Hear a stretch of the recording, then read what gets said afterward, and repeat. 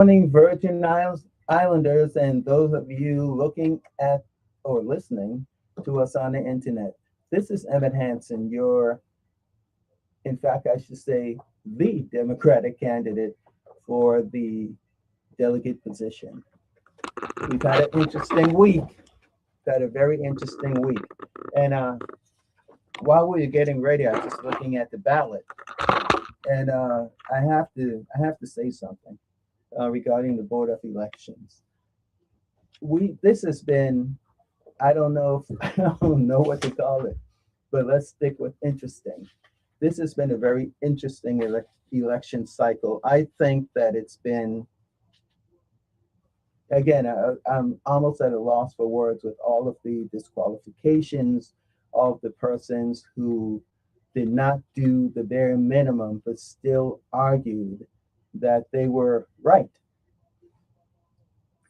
from turning in three names when it should have been 50, 100, from turning in paperwork in the wrong district, um, persons who have signed up to run for more than one office. I mean, it's been Kafkaesque.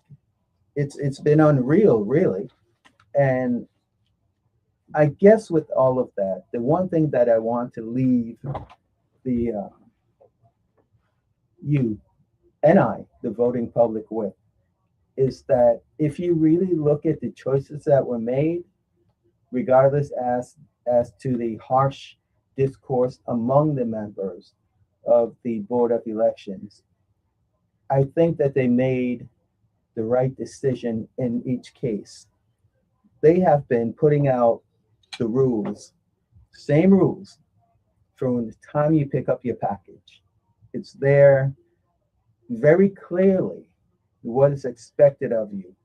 And I'll share something with you in that even I had some persons on my petitions, and I got more than the prescribed number.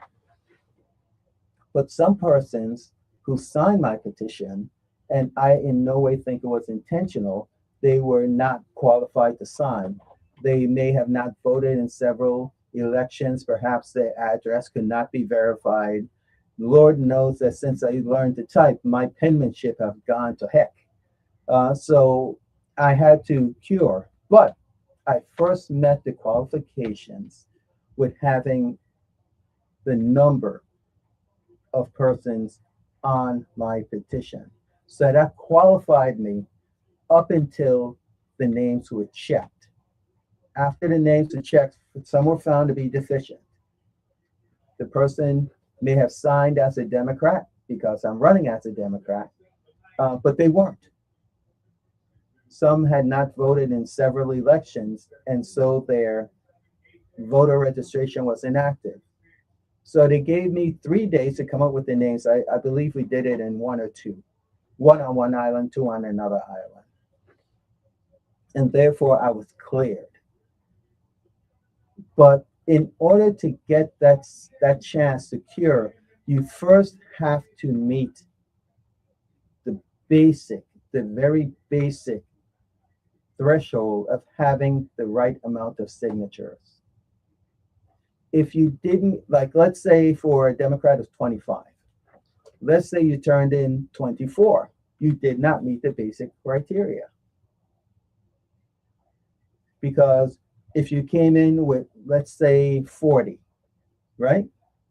And you found out that 16 of them, so you need to get one, but you met the basic criteria for the number of signatures.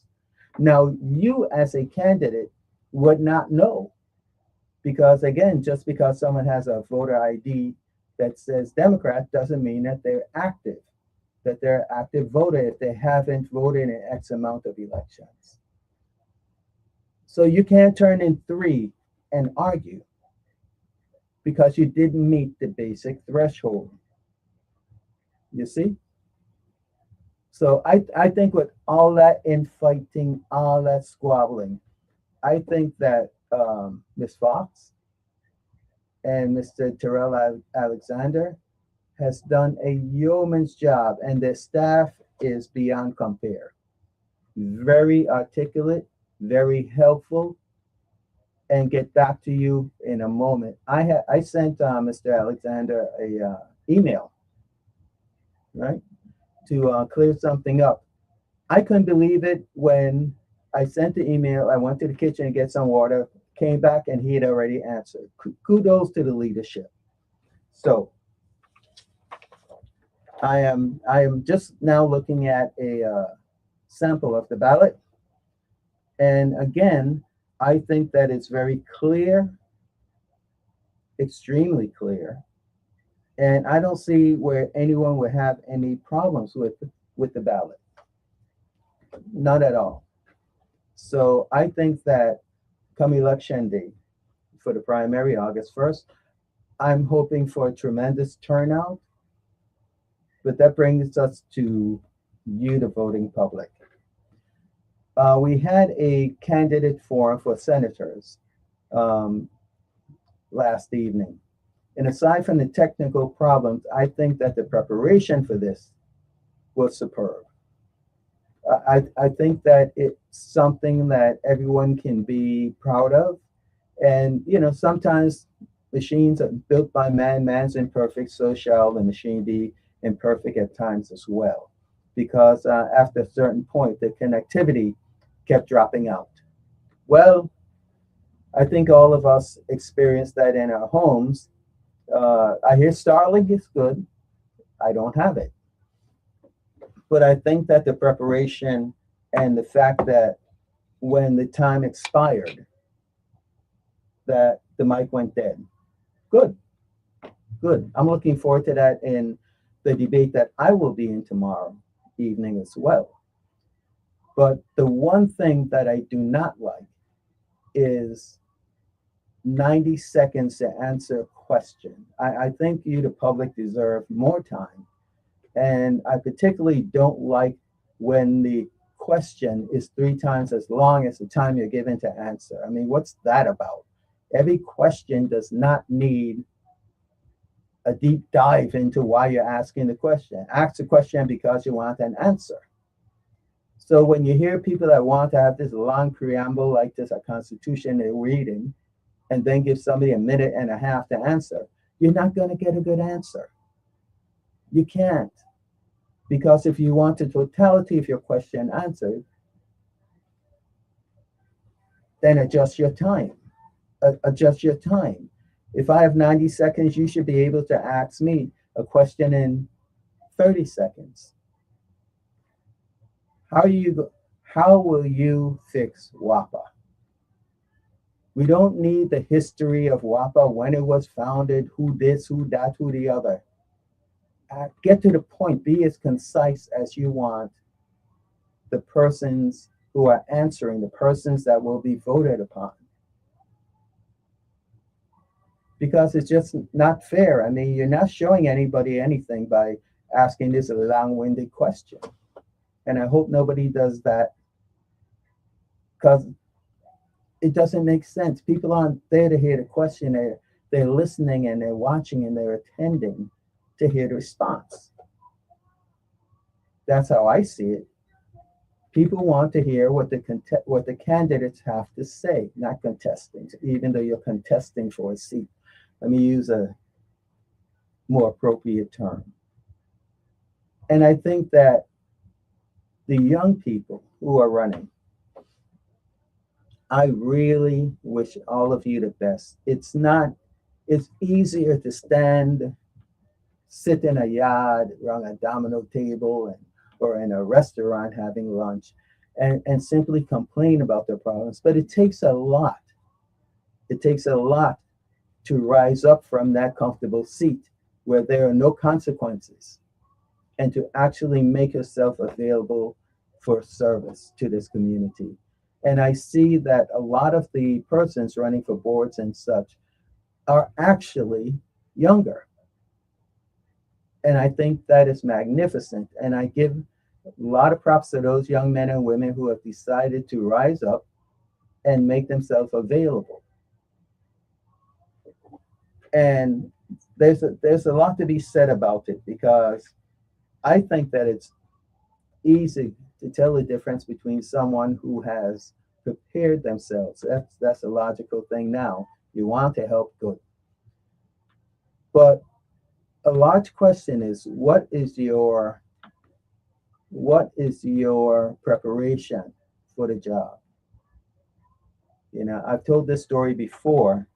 I don't remember if I told it here, so I will tell it now. When I was a younger man and I decided that I was going to run. In fact, no, I'm mixing it up.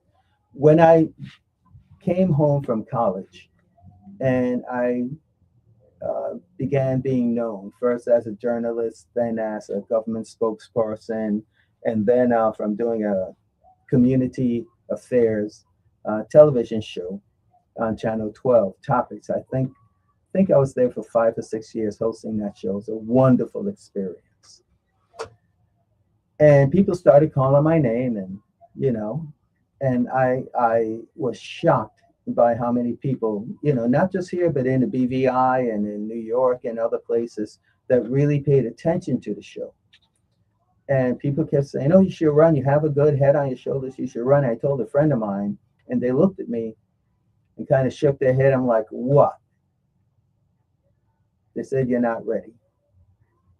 And my little man pride was so wounded. "What do you mean I'm not ready?" They said this, they told me that, and they looked at me and said, "You're not ready." And then I said, "Well, why would you say that?" And they explained to me what went into the office of senator in regard to the budget, understanding a budget, understanding how the territory worked, the various parts of the VI code that would have to be dealt with, and what true oversight look like. If you're on this committee, this is your primary concern, and you have to know what this government agency is supposed to do, and da da da da da. Now it's like, oh, I guess you're right. And that's when I started going to the hearings, not as a reporter, but as a concerned citizen. That's when I started speaking to older senators, persons like John Bell, Miss Ruby Rouse, who lived up on the hill there in Anna's Hope, and Bent Lewetz, Alicia Torres James, John Tutine, Britt Bryan, Lee John Howland Redfield, and just picked their brain. Also went to the University of the Virgin Islands and enrolled in the Masters of Public Administration to really understand how government works and why sometimes it did not work. And I realized that by pulling back the curtain, I gained 5 times as much knowledge as I thought I had. Let me say that again, because I think this is important. I gained, just by talking and listening and asking questions, at least 5 times as much knowledge as I thought I had. So that when I finally did run, I walked in and was able to write. Now, I wrote all my bills. I just had to give them to legal counsel for legal sufficiency. But I wrote all of my bills: the Gun Control Act, Infrastructure Maintenance Act, finally, the Affordable Housing Act. And those pieces of legislation are still in effect and still working for the benefit of the Virgin Islands people. Now, I will be the first to admit that they haven't been used thoroughly, except in the case of the Infrastructure Maintenance Act. One of our senators took the money out of that fund, which came from your property taxes, by the way. This is not in any way an additional burden or anything. It just righted a wrong, because we were having problems. In fact, even at my home, the road right there where my house is used to just be washed away. I mean, it's so much so that, even though I'm on a corner, I'm like, oh my God, my front end's gonna really get messed up. There's so many of us who can attest to that. You know, front end got torn up by a pothole, it got torn up by your road. Because unless it's a true SUV, you can't take it. Can't take it, you know. So anyway, money was taken usually before that bill was passed. I believe it was in 2002, two going into three, because it took a lot of work. So you used to pay your property taxes, and that money would be carried over for paying some bond, or and the rest dumped into the general fund and used for any purpose other than a return to the property owner. So I looked at it, and I had a lot of community meetings and found out that the three biggest areas was the local roads. Those are the roads going up into estates off the main roads, which are federal. The expansion of the potable water system and the maintenance of the lines. And the third part of that was funding for street lighting, because outside my house used to be dark. Dark. I mean, if you want to look in the sky, it was good, but not so good in terms of safety. No street lights were out in Union Mount Washington for the longest while. And I went to USB, UDS, I believe, the federal, it was a financial firm that used to be here, they've long gone, to see how much money in bonds could be used if this money came in every year. Now, this is how I wrote legislation. If WAPA had followed what I'd done with taking the money from the property taxes as a return to the citizens, no one would have had that brown water issue, because it took the money out every year. And the pot for St. Croix was for St. Croix. There was another pot for St. Thomas, St. John district. So they weren't touching our money. We weren't touching theirs. I was very careful about that. But they could have used that money from the early 2000s to go ahead and replace all those old potable water lines. They didn't do it. They didn't do it. That's our WAPA and the management, because it's a very public bill. So what it was also, it was a precursor to the affordable housing bill that I passed. Because before you build a development, you have to have the infrastructure for that. Where everybody on St. Croix understands that potable water stops at Tide Village. For decades, it has not gone any further east. Now, the East End is the driest part of the island. Why didn't they do it? The money was already there. It was already there. They could have done it. They still haven't done it, which explains my disdain for the organization and decision makers. But if you could have run and repair as you go along, it's another buy down on the cost of a home. Do you know in Puerto Rico, most of the homes run on city water? Now, it's a damn shame what's been going on there, right? And they had a congressional hearing about a month or so ago. The governor of Puerto Rico spent 19 seconds talking about the fact that they haven't had water in some of the largest populated cities in San Juan for months now. Now, the guy who chaired that hearing was named, I believe it's Mike Lee from Utah, who's a big MAGA Republican, who somebody said that's their friend. But when I called the office, they said they don't know who that person is.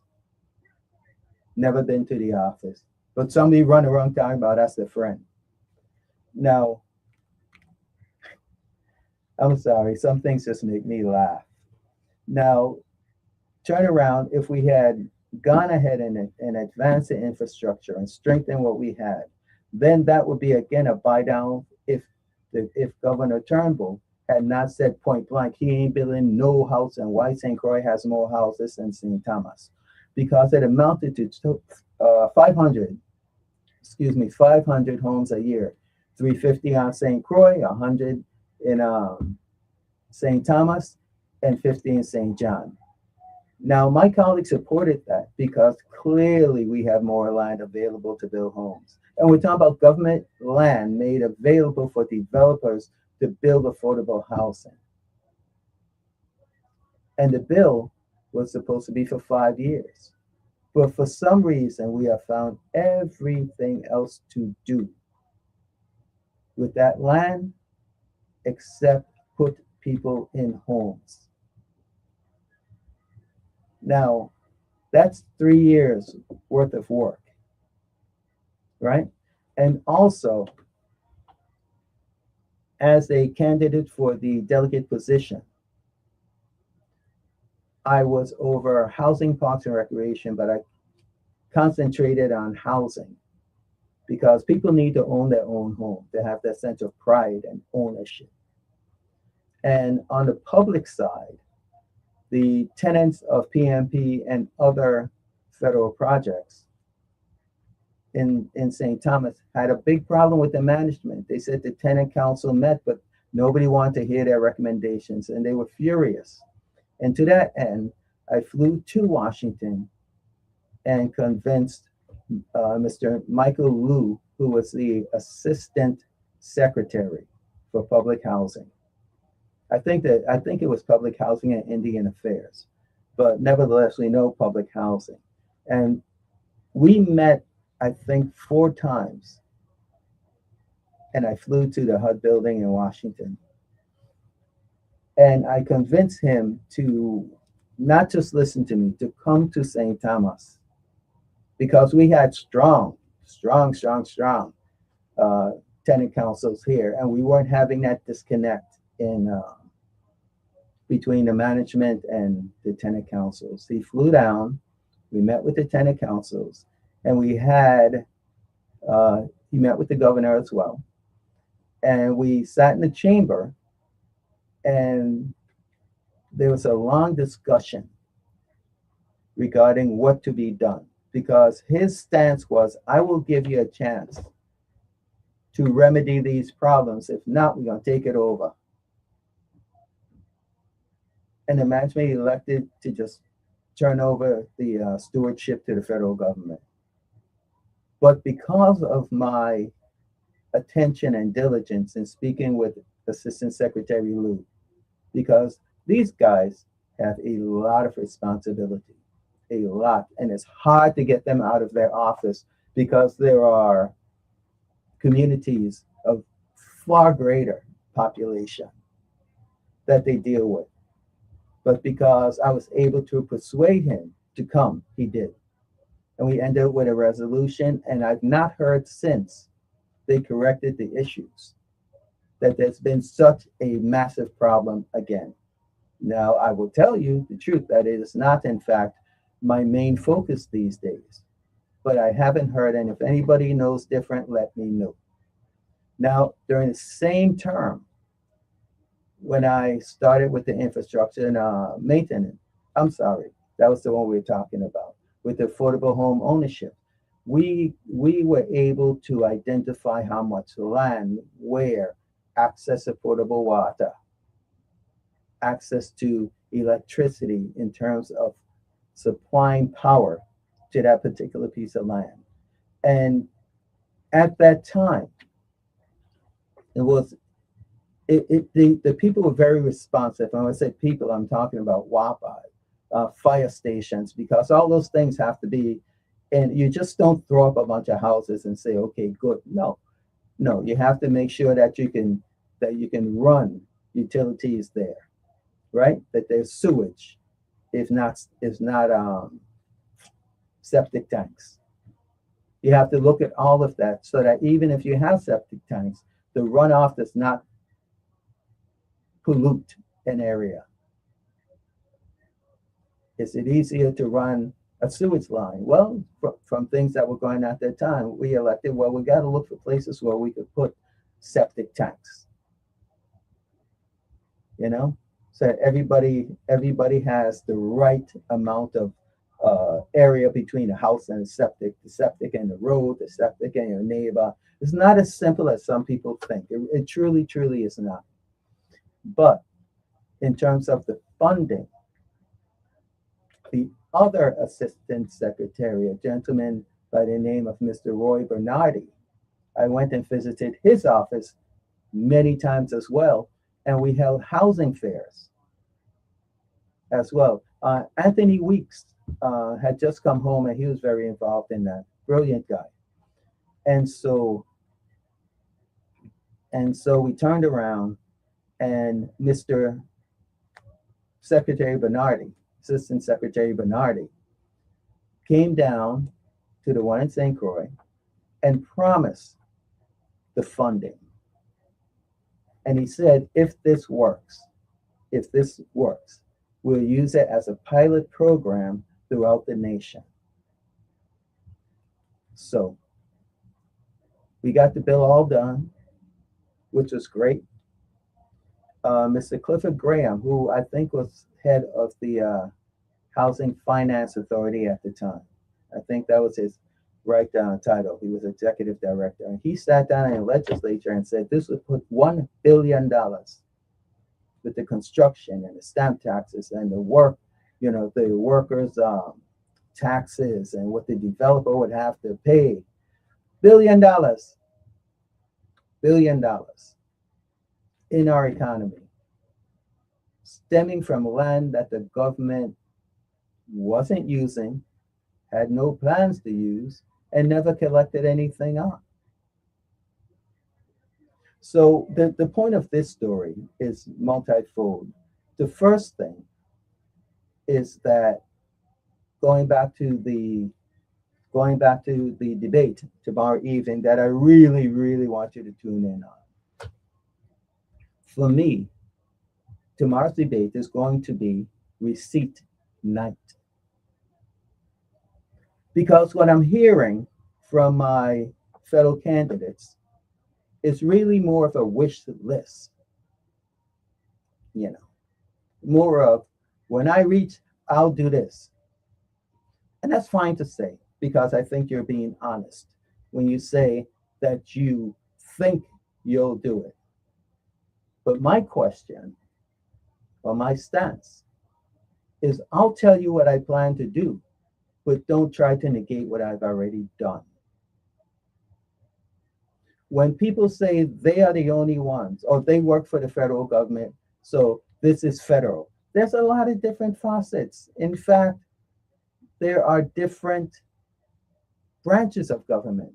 If you hadn't worked in a legislative branch, I see that more as a disadvantage than an advantage. It's like here, if you've been a police officer and now you want to, and this is not a knock against police officers, trust me, I used to wear a badge, but there should be a direct correlation between what you've done and what you want to do. But it's not an advantage for the Virgin Islands public if you're switching horses mid-race. Okay, so you're accustomed to riding animals. Okay, fine. So you used to be a jockey. Are you now going to be a bull rider? I don't see how that correlates. You're still riding, but I think there's a difference between a wild bull and a tame horse. So my point is this. When you're talking about actually going to a federal agency and requesting assistance, I have been exceedingly successful in doing so. That's not my opinion. That's history. That's what it is. It's history. Now, if you couple that with my ability to elicit direct help from an assistant secretary who only have one person above them on the food chain, I think that's significant. I've always been extremely successful in crafting legislation that has withstood the test of time. As a matter of fact, unfortunately, one of the ones that I felt the need to craft early was gun control, to punish these persons. And I remember saying on the floor of the Virgin Islands legislature that if we don't get a hold of it now, the time will come when Virgin Islanders will be afraid to leave their homes and go to a restaurant with their friends, significant other, children, whomever. They'll be afraid to leave their homes and go into our towns for dinner. That was 2001. Tell me I was wrong. Tell me I was wrong when I said that we need to really crack down and provide a deterrent. Because just a couple miles on the other side, you got the BVI. You don't hear that because their laws are so strict. Nobody wants to go to jail over there. Nobody. But Governor Turnbull and I went to war because he didn't think it was necessary. And I asked him, what time you think you living in? I said, I'm not doing this just because I want to lock up people. I'm trying to keep the people who aren't doing things to be locked up safe. So he howled his word from back in West Eddick and Draconian. And I agree with him. I said yes. And I'll tell you why. I have never felt peer pressure because I feared my elders' hands and disdain more than I did that of my classmates. If I still feel, that if you ride in the same school bus with me, I'm not scared of you. And I don't care what you say. Truly, deep down, don't care. I don't live with you. I live with my parents. I live under the edict of my uncles and cousins and auntie them too. Because you know what auntie superpower was? The telephone. And once they say you wrong, oh God, you don't get it all the way home. And then when your parents find out, you don't get some more. And you might get some tomorrow morning just so you don't forget. That's how I was brought up. Me and everybody I knew. Do what you're told. Do not get in trouble. And the Bible of my family is based on the fact, don't bring shame to this name. I could hear it even as I sit here speaking to you. You better don't bring no shame to this name. Things like what are going on now were unheard of and still to a certain degree to me unbelievable. And you have 20-year-old murderers, but I saw it coming.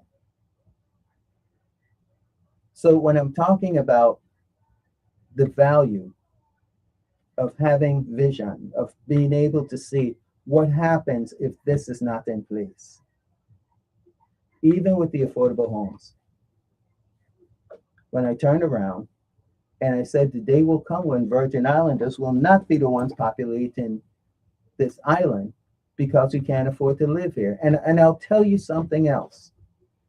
I think that for the most part, people miss what's important about the economy.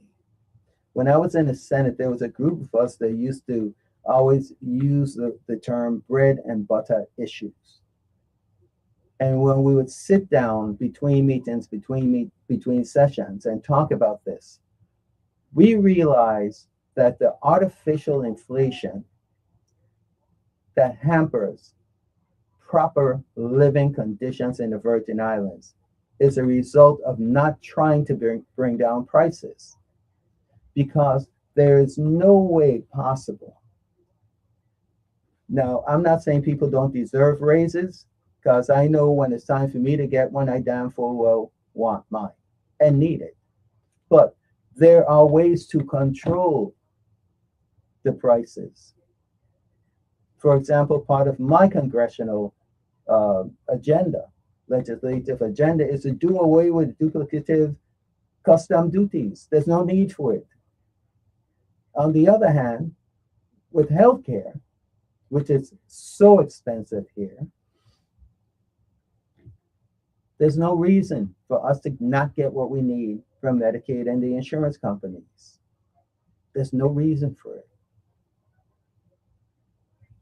So if we can do away with that, if a business needs to buy something and bring it in, if you as an individual want to do something at your home and you need to bring in these things, well, we could pay the duty and not have it being duplicate. You pay it in Miami, then you have to pay it again here in the islands when it comes in. It's wrong. On the flip side of the coin, we don't pay a different. Oh, thank you. Okay, one. Good morning. Hello.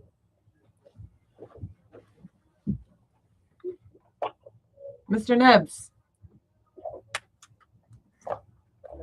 Hello.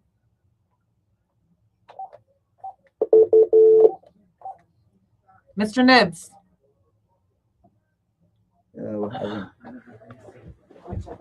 Okay. Yeah, but just going along, we do not pay any less for Social Security, Medicaid, Medicare, none of that stuff. We pay the same rate. But just because our feet are here in the Virgin Islands, it makes no sense for us to get less. Why am I getting less for that money? Okay. Yeah, we're just trying to get a call on the line. Yeah, so the thing is that we should be treated equally. And this is not political at this point when I'm saying that. Oh, one moment, we got a call. Good morning. Hello? Yes, good morning, and how are you? Good morning. Yeah, you're hearing me now? I am. I hear you now. Good. Hold on 1 second. Okay. Okay. All right. Are you there? Yeah. Okay, talk to me. Yeah, no, I haven't heard you for a couple of weeks. I've been very busy with other things, but today I decided to tune in. I'm glad you did. And I heard when you were talking about school and children, I guess, bullying, going to school and riding the same bus and all of that. Yes. But it came a point when you mentioned about a raise or a salary increase. Yes. And I would like to speak to that where it became a sort of a reverse osmosis in West Palm Beach. Okay. Because the unions went out and make a lot of noise and force the public school system to give a raise, the administration now saying because of that they have to lay off teachers. Mm-hmm. And it's not right. It's just they're trying to take advantage of the situation now, saying, well, the budget has been used up to pay the increases, so they have to let so much everybody go, teachers, principals, counselors, everybody. Well, that just sounds bad-minded. Huh? That just sounds bad-minded and pitting one against the other. Exactly. But I suspect this is not the end of it. I suspect it will end up in court. Mm-hmm. However, I texted them yesterday with regards to the fact that the state budget was reduced, causing you to, as you say, have to let people go. Why don't you apply for federal funds that are sitting there asking to be used? Yes. Now, they acted as if they don't know what I'm talking about, but I know what I'm talking about. Yes. Especially when it comes to education, the Fed's going to fund it. Right. So that's why we have a Department of Education besides standards. Exactly. Mm-hmm. But it just shows you what retribution and bad-mindedness high-handedness could do. Yes. And who are we hurting for the children? Always, aside from the elderly and veterans, always the last concern. Thank you. Those three groups, the elderly, veterans, and children, That's right. who get squeezed all the time. Mm-hmm. And you know, and I'm glad you called in, because the thing that I want to impress upon folks in terms of how we look at it, money spends, right? But in bringing down the cost of living, now everyone's biggest issue, whether you're a private citizen, a government worker, a private worker, or a business, WAPA have caused more people to leave and doors to close than anything else. Oh, for sure. Okay, so having established that fact, the percentage of one's paycheck and the ability to do other things with that money, including save, has been diminished by at least 55-60%. Right? So now if we turn around and we focus on other things. Yeah, have you got some noise behind you there? Yeah, having a voice behind you.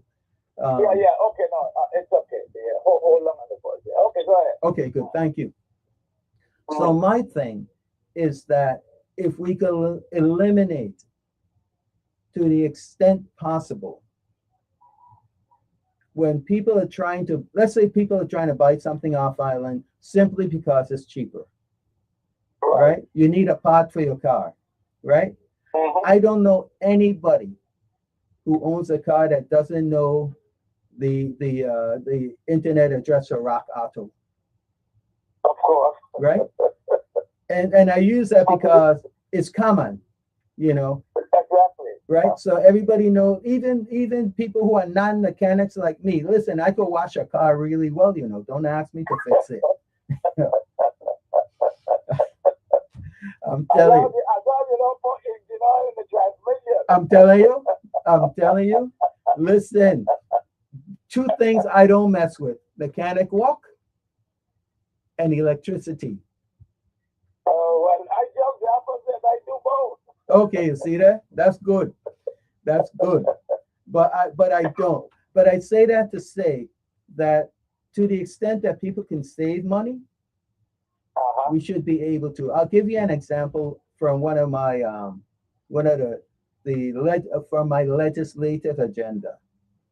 Okay. What I want is to go ahead, because now, in case you didn't know, or my other listeners did not know, there's now a territorial caucus in Congress, in the DNC, which is something I had advocated for quite some time when Tim Kaine, who I met on St. Croix, the fellow who ran with Hillary. Yes. Okay, I met him. I think I was state chair then, and when I asked him, I said, because we're having, those of us who were new state chairs were sitting down having a discussion with him. Right. And I said, Tim, I have a question for you. I said, why are you so damn racist? And he laughed and he laughed and he laughed. But again, I say that to remind people I met him here socially on St. Croix out by Shows. So we had established a rapport. So he laughed. Right. Everybody laughed and he goes, oh, Emmett, you're at the wrong meeting. Those are the Republicans. Yeah. True story. So, but I didn't laugh because I wanted to make a point. So I pointed at, so I said, Tim, what caucus do you think I belong in? He said, oh, African American. I said, we're going to come back to that. I said, this fellow here, who was a Jewish fellow, had on the big hat with the curls in the front.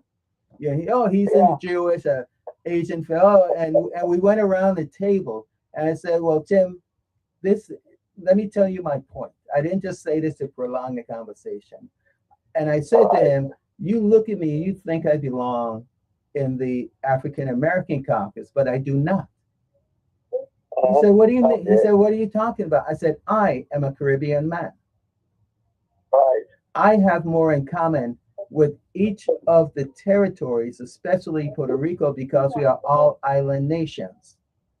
We are affected by hurricanes. We're affected by shipping costs. We are affected by the same things. They have typhoons. We have hurricanes. I said, so this is a political organization. And politically, the members of the territories should have our own caucus. That makes sense. And he fell back in his chair and he rubbed his head. And he said, my God, I never thought about it that way. I said, let me further illustrate. I said, what caucus you in? And he blinked a couple times and he stared at me. He said, none. I said, because you don't need to be in a caucus. Right. I said, don't you find that a little racist? And he put his head down and he rubbed his head some more. He said, my God, he said, Emmett, I can't argue with a thing that you said.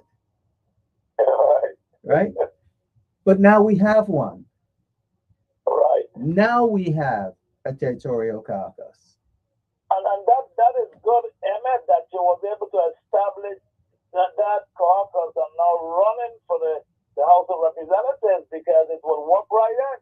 Yes, because the way, and thank you for that, the way how I plan to address these matters is with the caucus. Because all of us have the same problems. That's for sure. It may be in a different region of the world, but when you come back to America, to the DNC, we need to show, not from weakness, but from strength. You need to stop charging me this thing here because you don't charge it from Missouri to Kansas. Right. So what are you charging me for? Right well, around. You see what? Yeah, what, go ahead, you're please. right. What I think this is going to bring about is to get rid of that non-voting status. Let the territories be allowed to vote. I couldn't agree more. And you know better than me, right? My father, all his brothers, and my mother's two uncles, all had a DD 214. I have an uncle Earl. I have an uncle Earl that I never met because he's in Arlington Cemetery. Oh boy! I have a DD 214. So the all military family. Yes, yes. And the fact is that right now, there's more federal money available for veteran facilities, and I haven't heard a single person talk about it.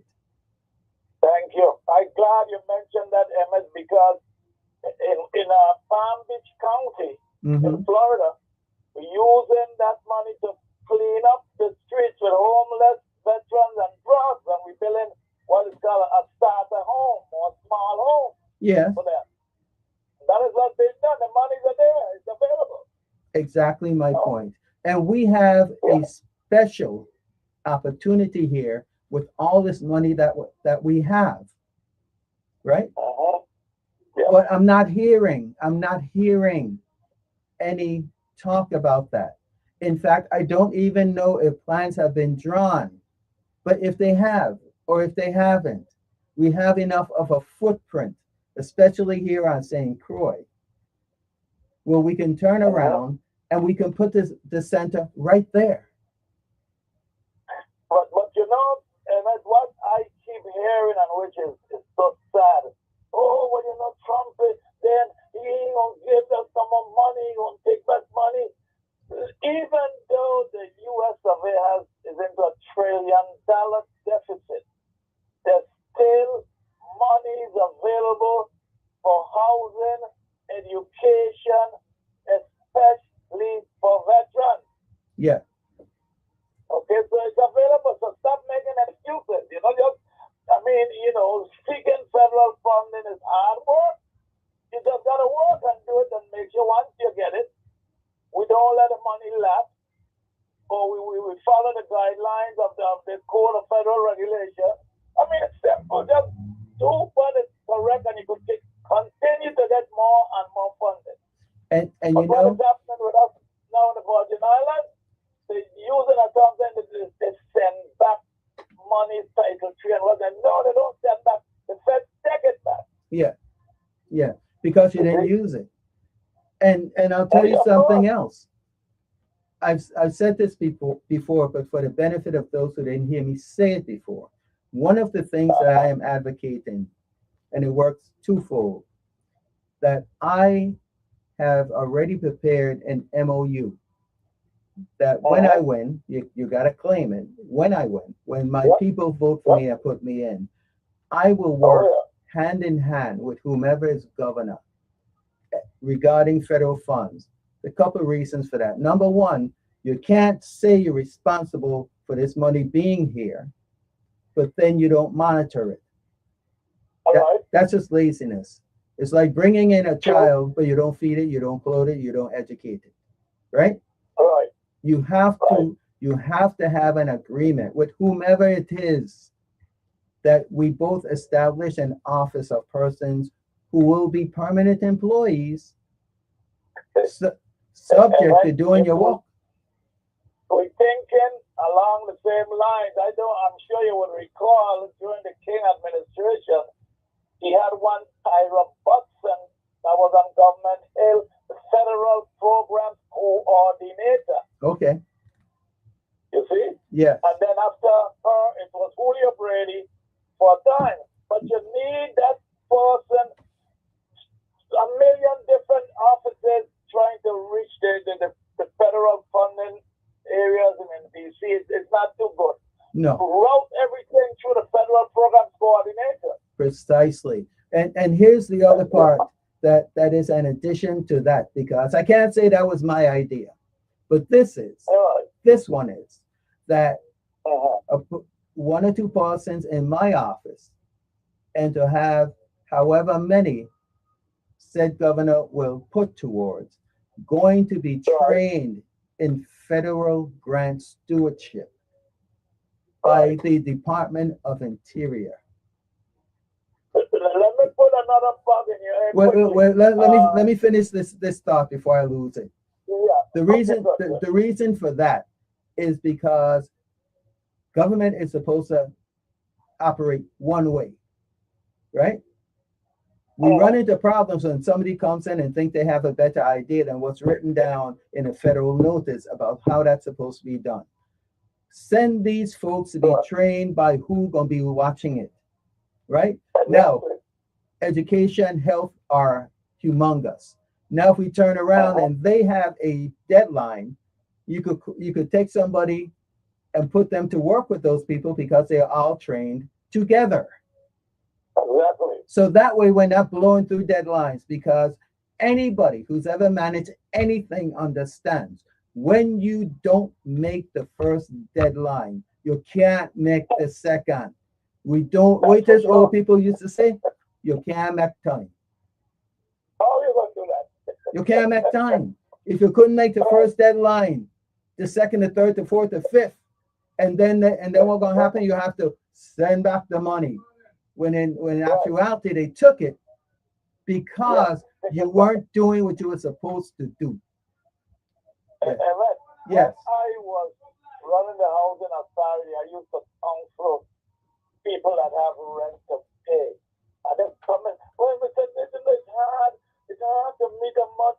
I said, let me tell you something, brother. You are already 6 months behind, but you telling me it's hard to meet the first month's rent. But how are you going to reach that in mind? Right. You can't do it. It cannot be done. You can't make time. How are you going to do it? But let me say this and go. Yes. In the absence of a federal program coordinator, when Attorney Victor Fraser served as the delegate to the House, what he did, and myself, I was the chief of staff. Mm-hmm. So I have to be in DC every month, once a month, and then of course we had the local offices in Thomas, St. Croix, St. John. Mm-hmm. But he would send out a NOFA of funding availability. Right. NOFA. Yes. And he would come to the island every Friday. He would be in the island, and we would go to every department. Come, sit down. Let's come. Tell me where your areas are. Come. Mm-hmm. I mean, we had hell getting people to say no because it's work. Right. You know, you can't just scribble anything, and you know the code of federal regulations say X, Y, and Z, and that's how it has to be done. You know, Yes. but we shall see. We're gonna keep up talking, and we're hoping for better times come January of next year. Absolutely. And what's the most important number? The most important number. Yeah. Number Tell one. me, oh, okay, that's right, number one. Okay, I will continue to the press. Nipsey, it's good to talk to you again. Take care. All the time, okay, All right then. right. All right. Yes. I always enjoy my conversations with Mr. Nibs, a very, very, very knowledgeable gentleman. All right. Well, we're at the top of the hour, and I love being here. I love sharing information with you, my public, my supporters, and those undecided. Come this side, man. We have great things in store. We have great things in store. So, just very briefly, tomorrow's debate with the it's sponsored by Attorney Russell Pate.